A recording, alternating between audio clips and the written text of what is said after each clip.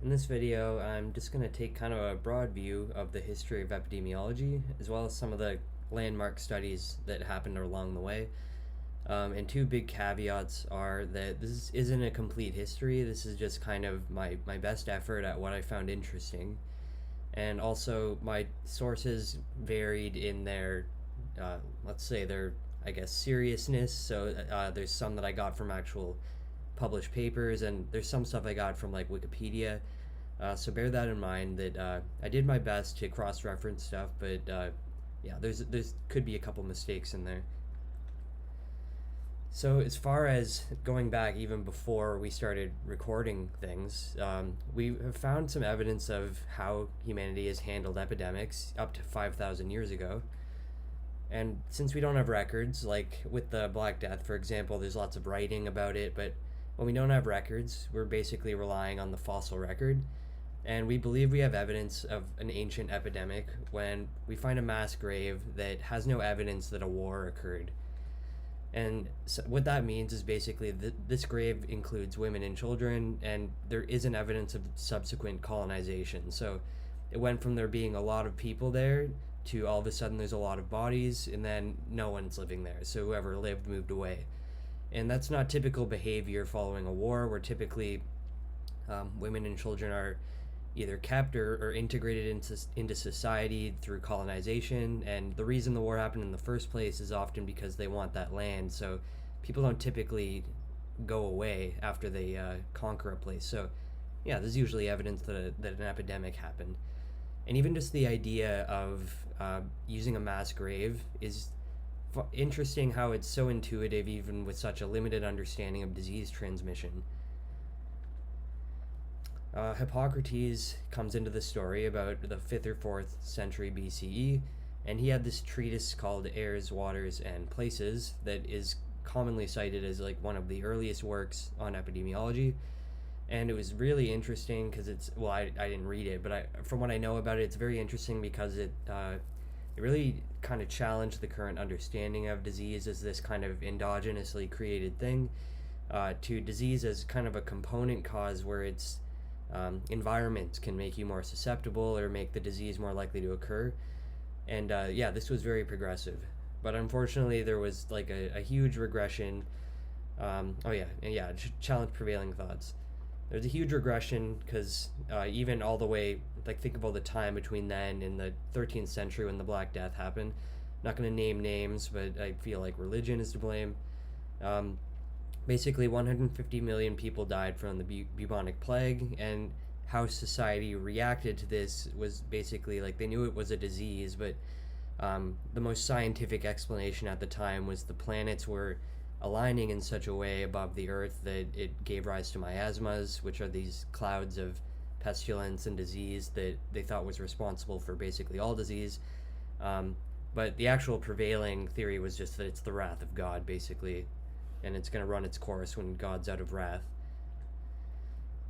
So the next big thing was way after. So in the 1660s, around then, John Graunt started collecting bills of mortality. I believe he was charged with like keeping track of those bills of mortality, and that's basically like a piece of paper that a doctor or someone would write about basically who you are and why you died and when you died.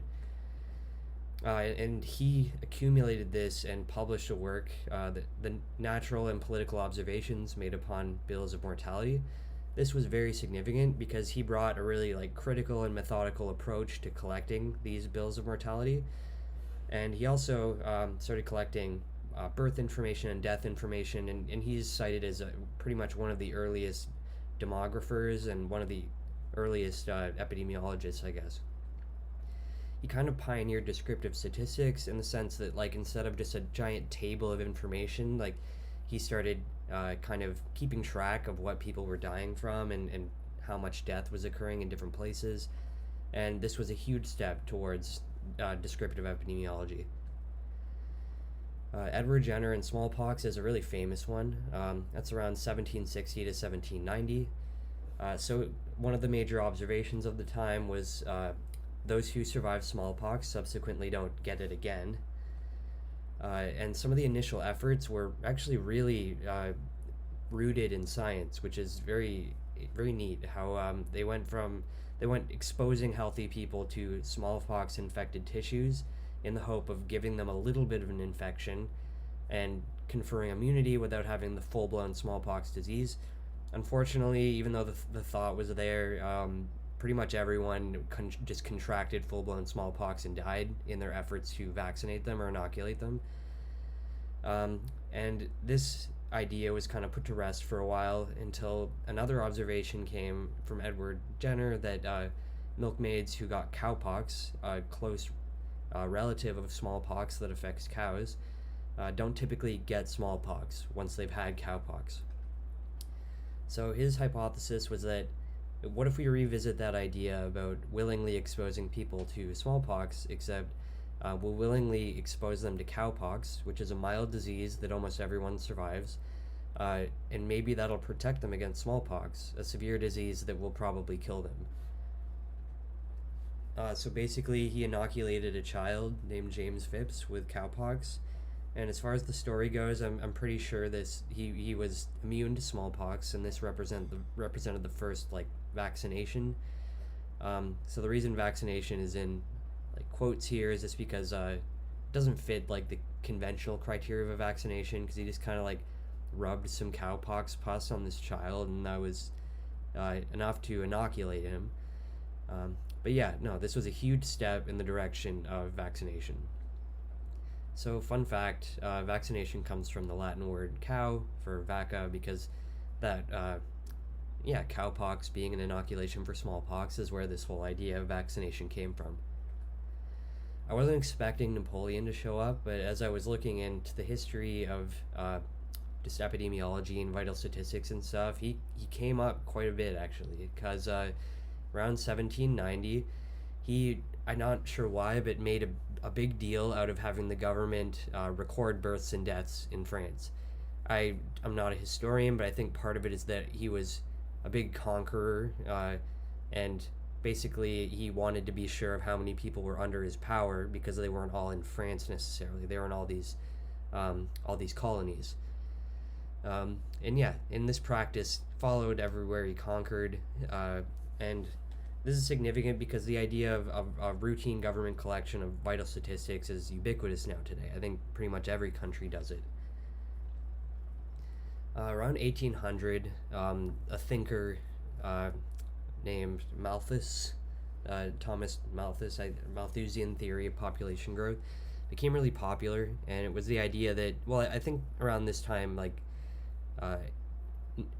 nations were developing, and basically it was possible to support a higher population, and for the first time they had to think about is this sustainable, are we gonna have enough food for everyone? And Thomas Malthus came up with the idea that population growth is a function of the amount of births, the amount of deaths, and I guess disease, and food availability, so the ability to support the amount of people. And his view of population growth is that it's this homeostasis, where if there is too many people, in hundreds of years, if there is too many people, there's mechanisms in place, a limiting factor of how much food we have, and the fact that in close quarters people get disease. I'm not sure if he had that thought yet, but just the idea that people are dying from disease in addition to just old age. Those mechanisms are laws in place to keep the homeostasis of populations in check. That was basically his idea, and it's crazy because that's such a, I don't know, it's a very progressive thought to have taken off in the 1800s and been so commonly held, because it's just it kind of flies in the face of I guess conventional religion and conventional love of your common man, that it's just part of Earth's homeostasis, that once we have too many people will just starve to death and it'll be okay.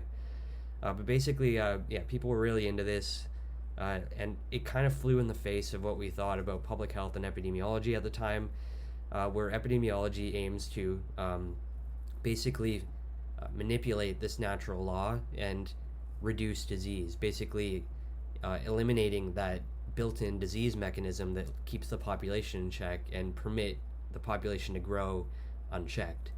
And that seemed to kind of fly in the face of this homeostasis that was in place, I guess, by God or by nature. I'm not sure what they believed.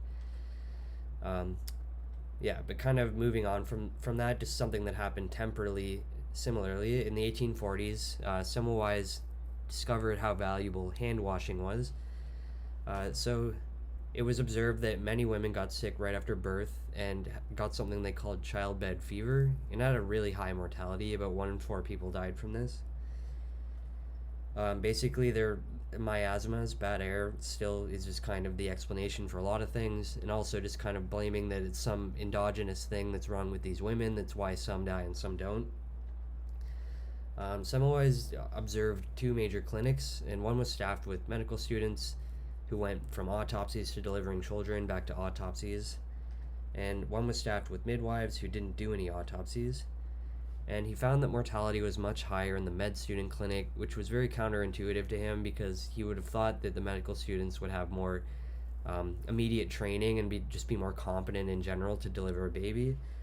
But the more he thought about it, the more he started to think that maybe it's not that the medical students had unwashed hands, it's more just that everyone had unwashed hands, but the consequence of having unwashed hands was higher for the medical students because they were coming to and from autopsies where they had a lot of contamination on their hands, and they were transmitting this to the women who were giving birth. And giving birth is like a process that really opens up a lot of tissues. It's a pretty violent process where that's a huge opportunity for there to be transmission from hand to the mother.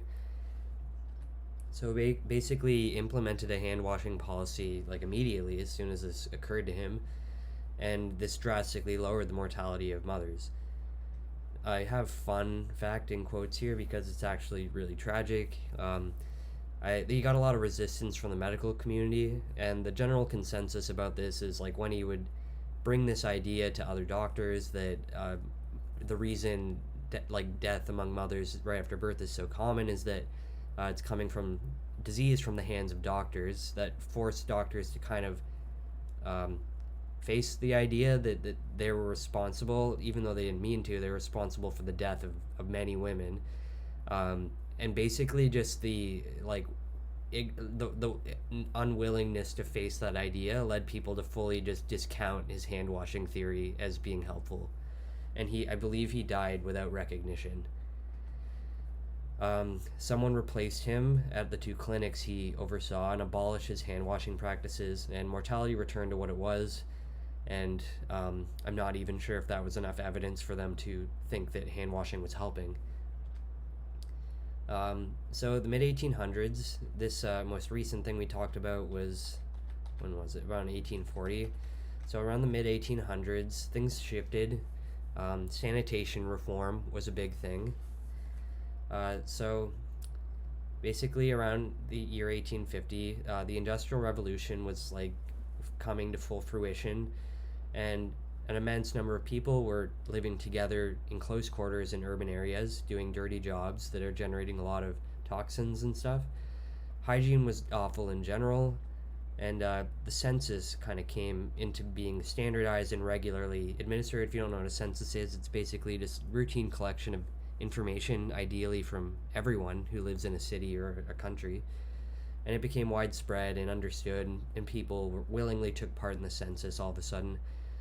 And the census was used to inform public policy. We were using that information. And although they didn't label it as epidemiology yet, I don't think, they were practicing epidemiology, which is neat. So one of the first players at this point is Edwin Chadwick. He observed that pretty much everyone's sick, and a lot of people are relying on social safety nets, like the 1850s version of whatever they had for welfare. The lower class is unhappy, and the revolution is kind of on its way. And he was trying to figure out, I guess his first idea was, okay, everyone's sick and everyone's on social assistance. What if we just make it really embarrassing and worse to be on social assistance than it is to even just be poor? Did that with the Poor Act, basically some reform that made it intolerable to be on social safety nets.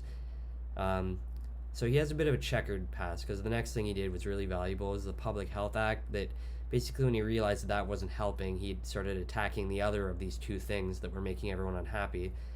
Economic reform wasn't helping, so he did sanitation reform, and pretty much I'm not sure exactly what, but implemented a lot of things that improved the cleanliness of the city in general. I think a lot of it was how sewage was handled and just waste in general. And this provided evidence that policy reform that's informed by epidemiology and public health can be a stabilizing force. And this flew in the face of this Malthusian idea that we should let disease run its course because it's a natural law of nature. This was an idea where things became better. It was better for the environment. It was better for people. So it gave people faith that taking action is the call sometimes. William Farr is the next person we're going to talk about, and we've already talked about a vital statistics guy, and that was Graunt. William Farr basically brought it a little further. So he pioneered formal data collection and analysis of vital statistics, which I probably shouldn't have written it that way, because I guess technically Graunt did that, but I'll show you what William Farr brought to the table, basically.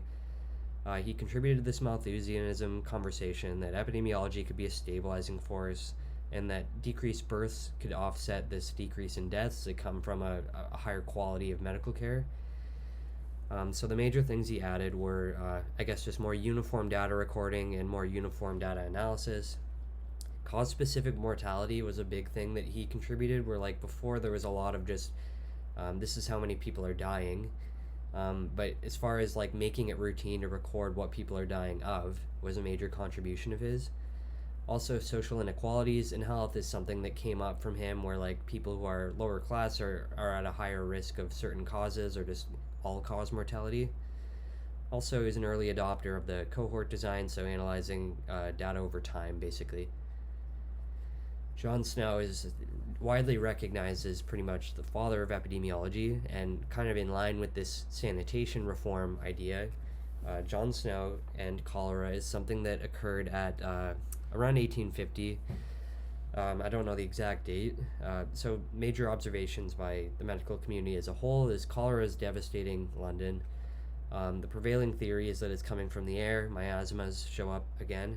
Surprising how long that lasted. This was neat because it aligned with Snow's hypothesis was cholera is transmitted through water, and the prevailing theory was it's coming from the air. And I think I was saying early, miasmas are just this cloud of pestilence that clings to the earth.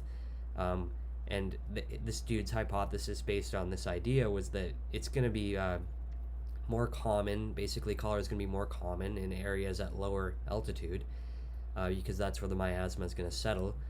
And what he observed actually aligned with that, because people who lived at lower altitude were getting cholera more. But it wasn't because of miasmas, it was more because of Snow's idea that I guess water also goes to its lowest point. That's where it wants to go. So that's part of why cholera was observed in these places as well. But this guy was very resistant to Snow's idea because he had both the hypothesis and real evidence that supported it, even though it was for the wrong reasons. So Snow's initial evidence came from the idea that there was kind of two major water companies that were serving everyone in London at the time. There was the Lambeth Water Company that got their water from a cleaner source, and another one that got it from a dirtier source. And he noticed that the houses that were serviced by the Lambeth Company had a lower frequency of cholera. And this led him to look at the distribution of cholera cases geographically, which was pretty innovative, and it was able to see that the cases clustered geographically around a Broad Street pump, because that's where people got their water from the water company. It was basically by walking to a pump and filling up the water they needed, I guess, for the day. His final evidence, once he kind of was pretty sure this pump was to blame, or at least for some of it, it was to blame. The story goes that I believe he disabled the pump, he went and took the handle off, but I feel like it was more like a decision that involved a bunch of people. But regardless, the pump was disabled, and those who typically got their water from that pump had to go elsewhere, presumably where the water was cleaner, whether they knew that or not. And cases of cholera fell dramatically. So yeah, John Snow is seen as kind of the father of epidemiology because this is a really like tangible sequence of events that he used observational evidence to solve a real problem that people couldn't figure out. And what he used is basically epidemiology. So the next major phase of epidemiology was dominated by germ theory. So let's see, when was that time? About 1880 when... Okay, so John Snow, another thing that made it so amazing is germ theory wasn't really a thing yet. So he was able to attribute this to the water, which really didn't align with anything that existed at the time, because like I think the idea that they thought everything in the water was just like physical debris rather than there possibly being a sickness in the water, because basically sickness at the time was thought to come from the air. But yeah, sorry. The next major step that dominated like epidemiology, medicine in general, was germ theory in the 1880s through to the 1950s, basically. So Robert Koch, he kind of proposed microscopic agents. I don't think he is the one who initially kind of came up with the idea. I think it was a common idea, at least in certain circles, but I think he kind of is known as someone who first kind of integrated it into attributing it to common diseases that we kind of never really thought that they are coming from a microorganism. So this is around 1880. So it's got 4 postulates. The first one is that this organism, like whether it's like the HIV virus, it needs to be present in every case, and it can't be routinely found in the population. You need to be able to isolate that disease from the individual. So like if it's a cold, you need to be able to like find it in snot or in like saliva or something, and you need to be able to grow that like from the biosample in a pure culture and just basically grow that organism in a petri dish. If you were to use that petri dish to infect a healthy person, it causes that same disease that the person had when you got the organism from them. And I guess a fourth one is that if you were to try and isolate it from that person again, it's a repeat of what happened with the organically occurring cases. You're able to re-isolate it from this experimental person you inoculated. So this had some serious significance because this kind of, like, I think they had an idea about microorganisms, but like I'm pretty sure he was able to it might have been like TB or something at the time, where like he was able to provide a really valuable piece of information about how to stop disease, basically, where like it was the idea that it's both necessary and sufficient. So if this bacteria or virus isn't there, disease can't occur, and it's enough to it on its own can cause disease. So it basically created something everyone could blame. It is just, you can point to that one organism, and they kind of, I guess, liked the idea that it's being caused by something that's alive and hence can be killed. And this also implied that maybe even all disease is from these microorganisms, and we might be able to eliminate all disease by killing the microorganisms. And that was a really popular idea, and people liked that.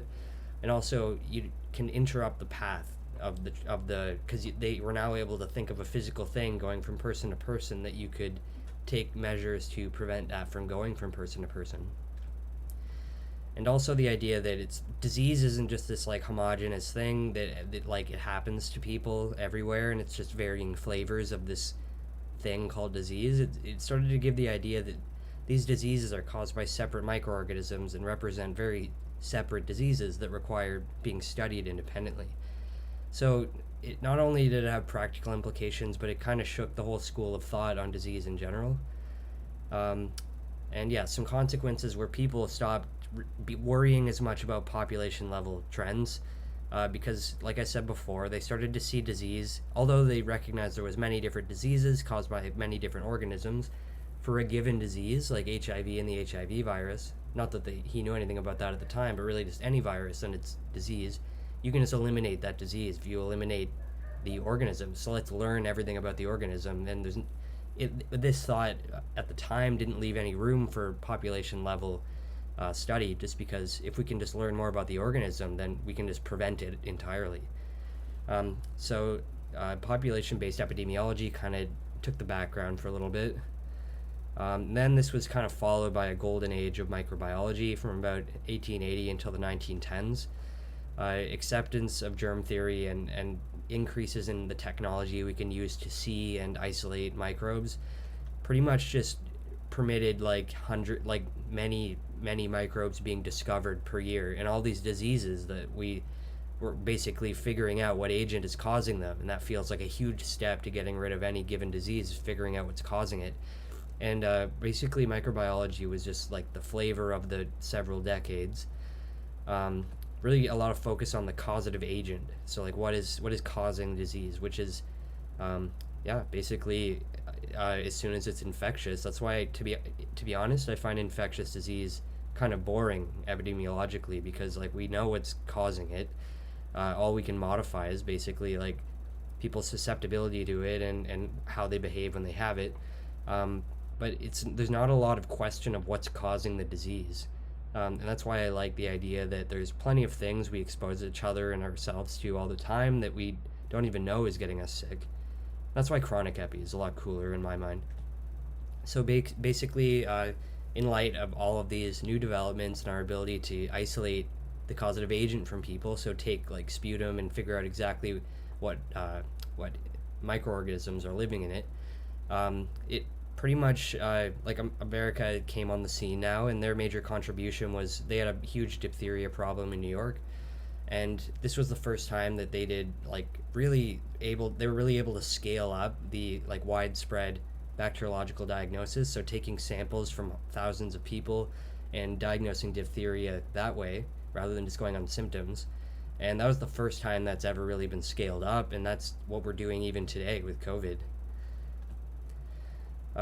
Around this time, around 1900, genetic epidemiology came on the scene, mostly in the form of first of all, like the DNA and like the gene we didn't really understand it in 1900, but we did already have ideas. Like I think like we had Mendel's idea of like inheritance, and we also had Darwin's idea of evolution. So the idea that neither of those up until this moment in 1900 accounted for the idea that negative things could be passed on, because like Mendel and Darwin, their ideas come together really nicely in the idea of survival of the fittest, but genetic diseases doesn't really have a place in that, because that idea kind of promoted the thought that their disease should just be selected out over time, and there's no reason for disease to be genetic, because for something to be prevalent in the population genetically, it needs to be advantageous. But basically, this is when we started, 1900s, around when we started to recognize that diseases can be passed genetically. It wouldn't really come into its own as having practical implications until like we understood DNA better in 1950. And even then, there wasn't a ton we could do with it until we mapped the human genome, and now we're really able to do like gene therapy. And I don't know how to say this guy's name, but basically, like I was saying before, where microorganisms were the flavor of the time, he was dealing with this disease called Pellegra, and he found that it was a nutritional deficiency. And like the thinking at the time, there was like scientists who were essentially born into a world where like microorganisms were being blamed on anything, and they essentially forgot that things could cause disease that weren't infectious. So this finding that this disease everyone assumed was being caused by a microorganism they couldn't isolate was caused by a nutritional deficiency. And this is relevant mostly just because it started to kind of shift thinking back to what else is causing disease, not necessarily by a virus, but by human decisions and by stuff like that, stuff that has accumulated over time rather than just due to some infectious event.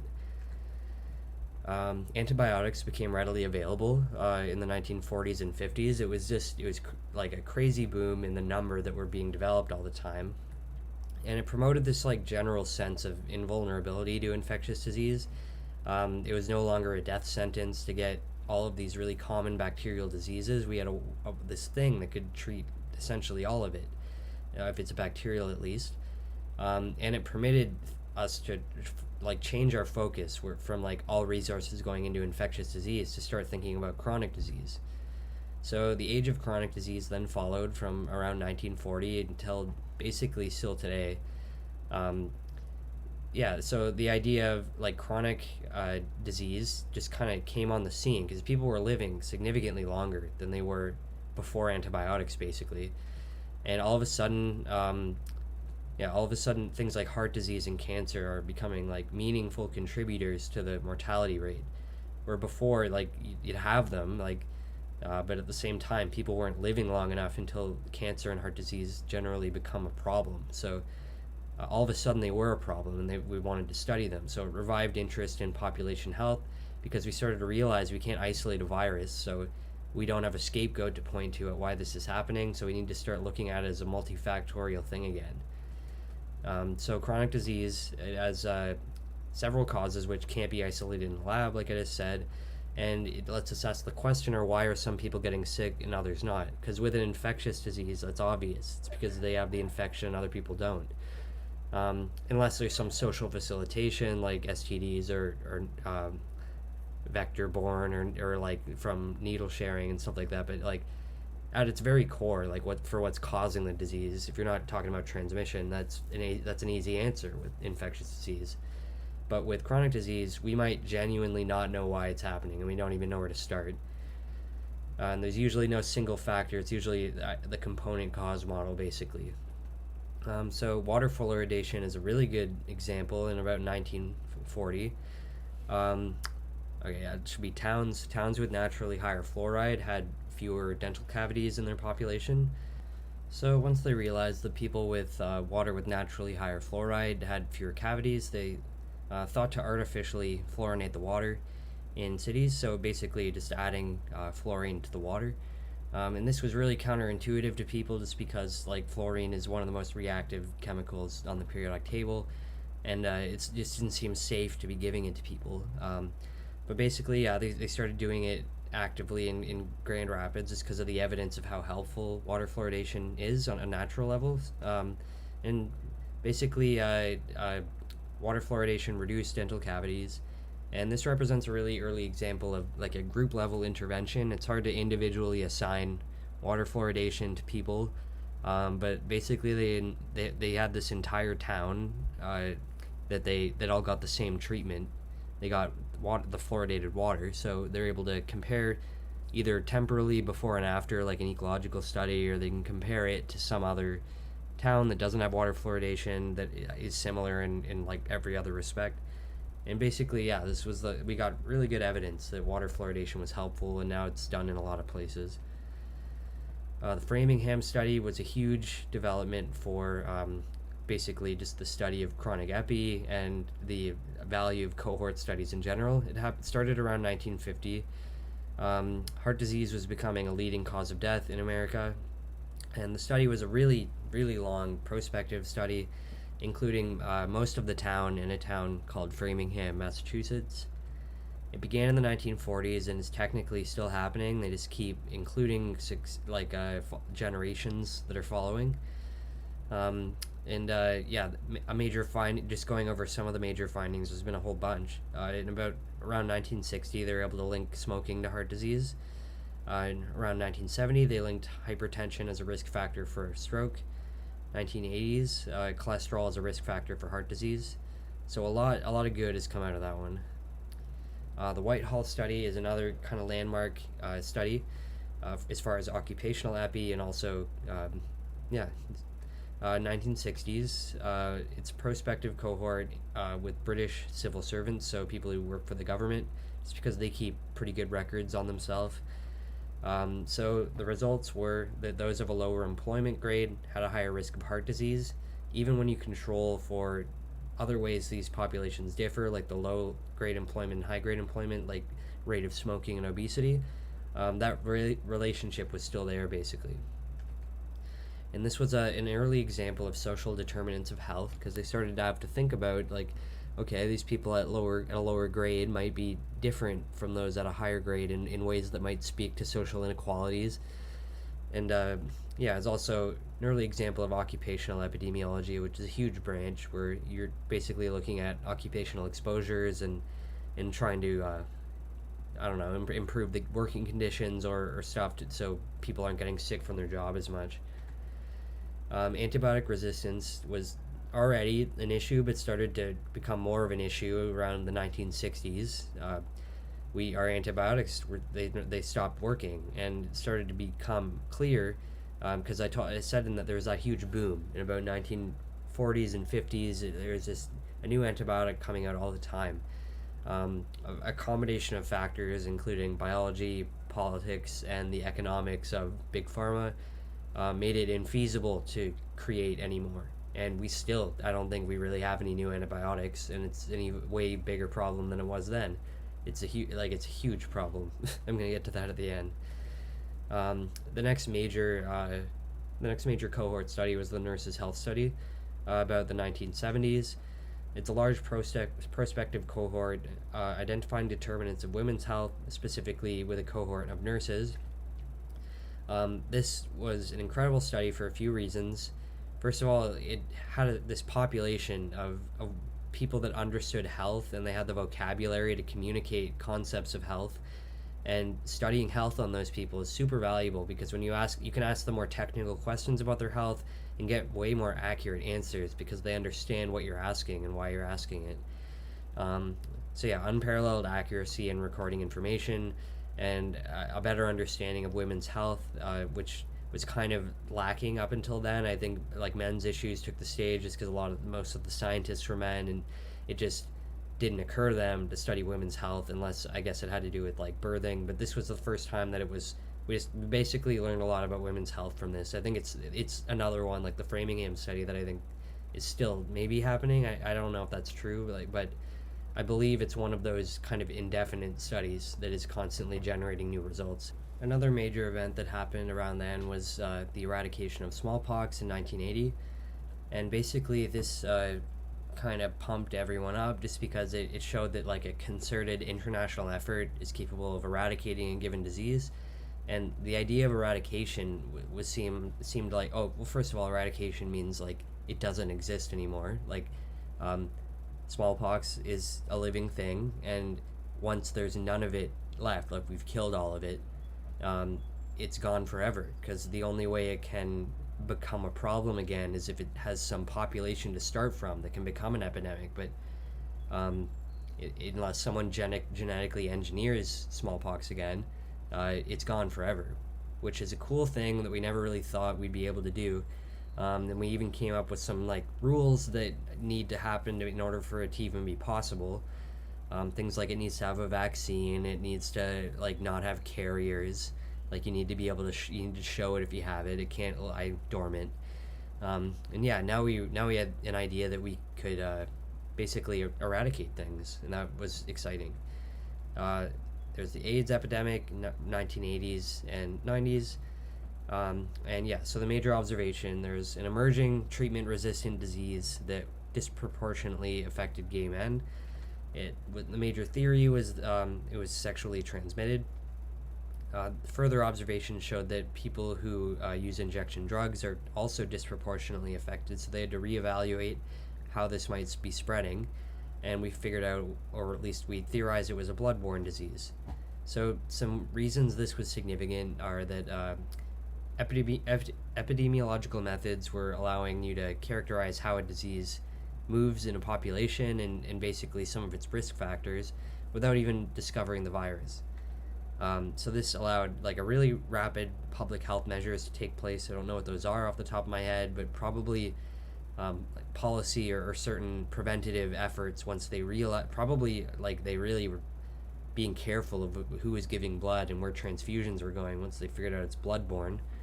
And this was all before they even figured out what was causing it, and that's part of why epidemiology is neat.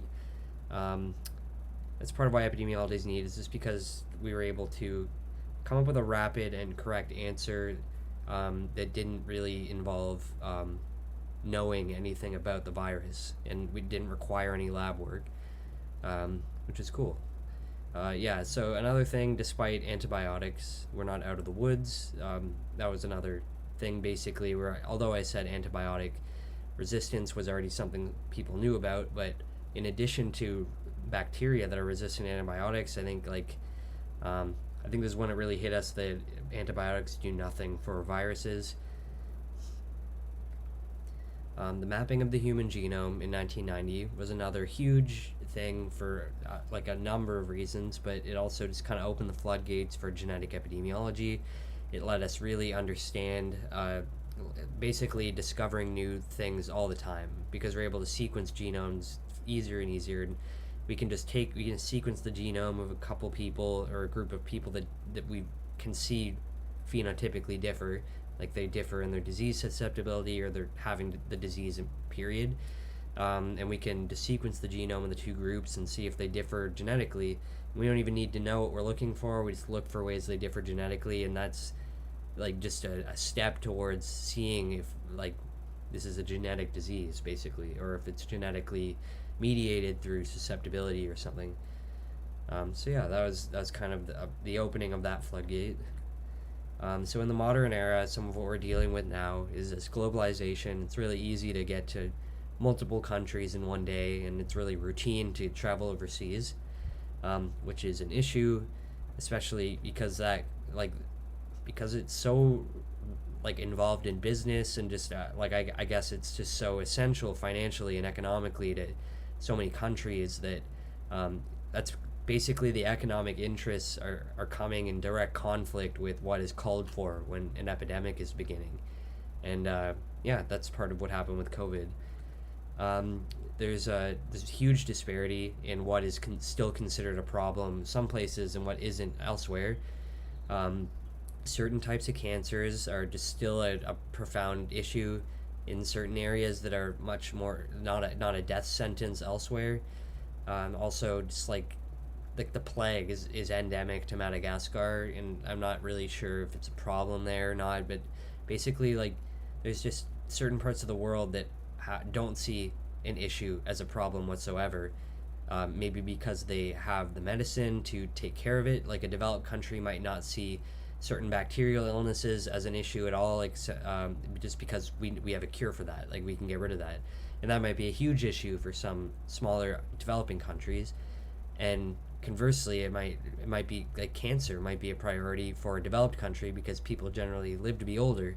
Well, not for having medicine, but just because people don't live very long in these developing countries, they might not see cancer as a priority like whatsoever. Also, just rapid technological development is changing what we're capable of doing all the time, which is just crazy what we're able to do now. And like some of that is computing power, but also just like physical, like hardware and engineering is always getting better. Plastics are an issue. Microplastics, basically, like there's huge islands of garbage in the ocean that are just have the sun beating down on them, and just with enough time, you get these like microscopic flakes of plastic that we're just trying to figure out the implication of that because it's small enough to like be in your blood and stuff. And yeah, so that's a problem we're just starting to figure out. Climate change and the impact that has on like physically, like people being more exposed to more pollution or more heat, but also like something we're just starting to understand is how basically like as soon as areas that were initially uninhabitable, like because it's too far north, it's too cold, all of a sudden like species are coming into contact that would have no business being near each other before because they're separated by completely different biomes and thousands of miles basically. And these species are coming into contact with each other because like what is inhabitable is in flux right now with like pretty much just the melting of the polar ice caps. Areas are flooded that weren't before. Like basically we're just screwing with the ecosystem so much that stuff's coming into contact and stuff becomes zoonotic, spills over, and that's how you get stuff like COVID. That more specifically was a wet market. But this is basically the ecological equivalent of the problem a wet market plays in. So like a wet market is when there's like farmers in a really rural area. It's really common in China to just like about twice a week or however frequently you bring your pigs or your chickens, whatever you farm, to a place where everyone else brings their pigs and chickens. And what you don't sell that, basically you like slaughter for a customer there, give them like whatever they bought from you, and then what you don't sell that day you just bring home. And basically all these animals that have no business interacting with each other in nature are coming together in the setting of this wet market. and like a disease that a bat has, that like a bat and a pig might never come into contact except for this like wet market scenario where you're bringing your pigs into a new location, and that's how stuff gets transmitted, where maybe a bat can't infect us, but it can infect us by giving it to a pig first. And we're creating a scenario where things like bats and pigs are interacting, and that's just a stupid example. Maybe that's not how it goes down, but really, like, that's what I'm saying on like a massive scale with climate change. Is things are coming into contact that never would have before, and we're going to see a huge issue with zoonotic diseases emerging all over the place. Antibiotic resistance is getting worse all the time. We're not developing new antibiotics. Unfortunately, the main thing motivating like the study of this is just like at least in the agricultural setting, is the idea that the consumers don't want it. It's not even that like what's motivating the agricultural sector is not even that antibiotic resistance is such a problem. It's more just that the consumers don't want antibiotic residue in their meat. And if it works, it works. If that's what's motivating them to use less antibiotics and limit antibiotic resistance, that's great. But yeah, it needs way more attention than it's getting. Because a world without antibiotics is scary. All of a sudden, a staph infection, like a really bad infection on somewhere on your body, can be deadly again, when before it wasn't that big of an issue. So overpopulation and nutritional issues is a huge deal. We're kind of facing those Malthusian realities again, where if we don't figure out a better way to farm, we might not be able to feed ourselves. So despite all of these challenges, it's exciting that there's still things to solve, and that there's still people to be added to this history, basically, that I just went over, that, yeah, we might be able to find some things that are hurting us that we didn't know are hurting us. I could see something with electromagnetic radiation. That could be something. But yeah, basically, yeah, I think that there's a lot more to find, and there's an exciting future for epidemiology.